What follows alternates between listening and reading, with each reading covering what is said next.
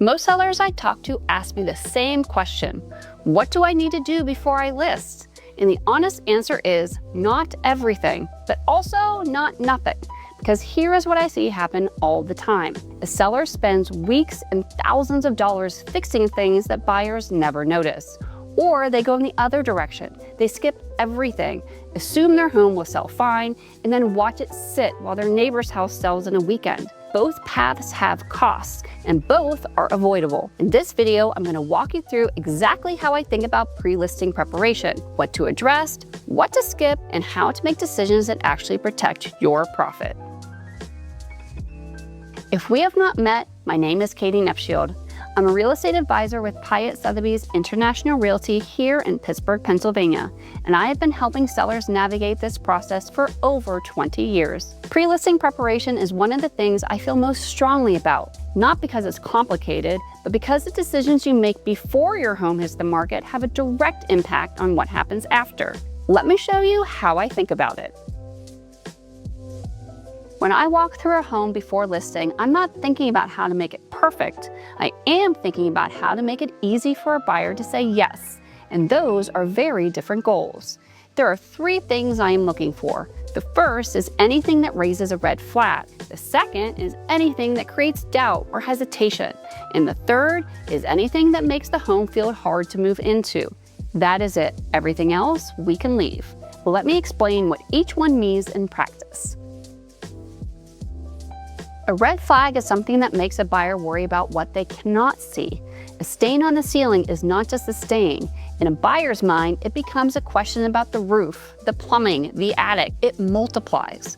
A crack in the drywall near a window frame does the same thing. So does a door that does not close properly, or a basement that smells like moisture, or a bathroom exhaust fan that hums when it shouldn't. None of these things are necessarily expensive to address, but left alone, they become negotiating tools for the buyer or reasons to walk away entirely. Red flags can cost you more to ignore than to fix. That is the rule. The second category is a little more subtle. Doubt is what a buyer feels when your home looks fine, but does not feel quite right. A kitchen that is clean but has dated hardware, a primary bathroom that is functional but feels tired, a living room that is technically staged but does not feel welcoming. Buyers today are not just evaluating your home, they are imagining their life in it, and if they cannot picture themselves there, they move on. This is where small strategic updates can change everything. And I'm not talking about a full renovation.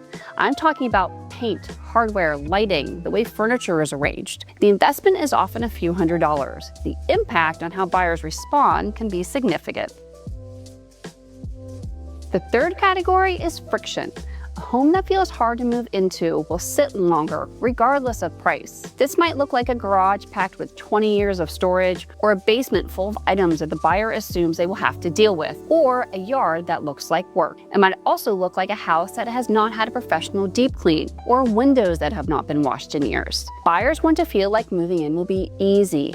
Anything that signals the opposite makes them hesitate. Addressing friction is not about making your home perfect. It is about removing the reasons buyers talk themselves out of it.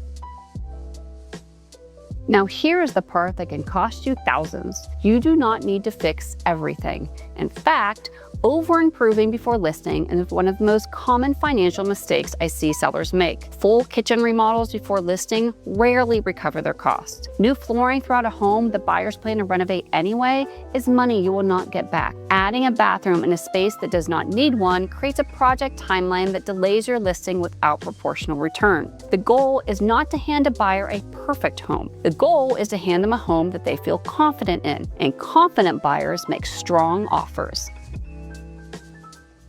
This is one of the most important things I do before any listing. I walk the home with the seller, not as a friend, as a buyer. I look at it in the way a buyer will see it for the first time, and I give honest, specific guidance on what to address and what to leave alone. And I do not just tell you what to do, I also help you figure out how to get it done. For many of my sellers, the biggest obstacle to preparation is not knowing where to start or not wanting to write a large check before the house is sold. That is why I have built a specific process for this. This is the exclusive service I offer in partnership with a trusted home inspector and general contractor. Here is how it works. The home inspector comes in and inspects your home before it ever hits the market. We review that report together. identify the repairs and improvements that will create buyer confidence and marketability. And then my trusted contractors send 2 contractors to your home for a dedicated block of time to tackle that list. All of it, the inspection and contractor time, is covered for a single flat fee. And that fee is taken from your proceeds at closing, not out of pocket before you sell. You get a home that is inspected, repaired, and ready, without writing a check before closing day. That combination, the strategic guidance plus the practical execution, is something I built because I kept watching sellers leave money on the table simply because they did not know what to do, how to do it, or when to do it. Because the path to a strong sale should feel clear, not overwhelming. Let me tell you what I see on the other side of a well-prepared listing. Buyers walk in already having seen your home online and feeling good about what they saw. They move through the house without stopping to worry. They do not build fear into their offer. They feel confident, and confident buyers act. That is the outcome we are building toward. Not a home that just sold, a sale that felt right from beginning to end.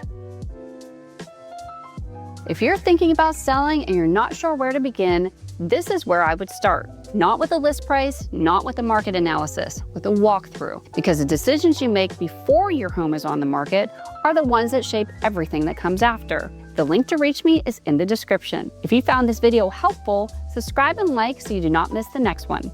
I cover the Pittsburgh market, selling strategy, and everything in between. I'm Kaedi Knepshield with Piatt Sotheby's International Realty. Now see you in the next one.